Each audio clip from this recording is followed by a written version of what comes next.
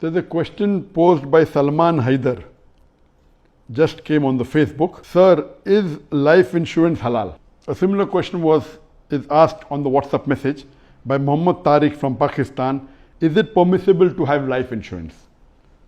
Life insurance per se is not haram in Islam, because you have to tie a camel.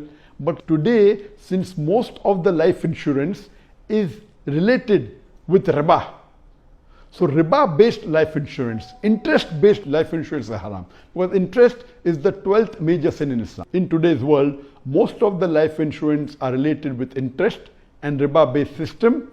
So any life insurance or any insurance, whether it be car insurance, any insurance which is linked with riba or linked with interest, it is haram. What do? They take your money, they take the money from thousands of people, from tens of thousands of people, they pull it together and they take your premium, they put it in a bank or they put it in a money-based instrument where you get fixed money on fixed period of time.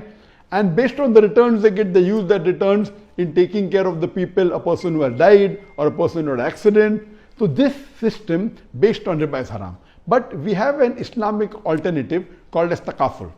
In the takaful system, in the Islamic life insurance system, what they do, the money you give, they invest in a halal investment. It is not riba based, it is halal as per the Islamic Sharia, and the returns they get from this halal based investment, they utilize for taking care of a person had accident or a person died. So if it is an Islamic life insurance based on the takaful, based on the Islamic Sharia, then life insurance per se is halal. But if it's based on a non-Sharia compliant or a riba based or interest based, it is haram.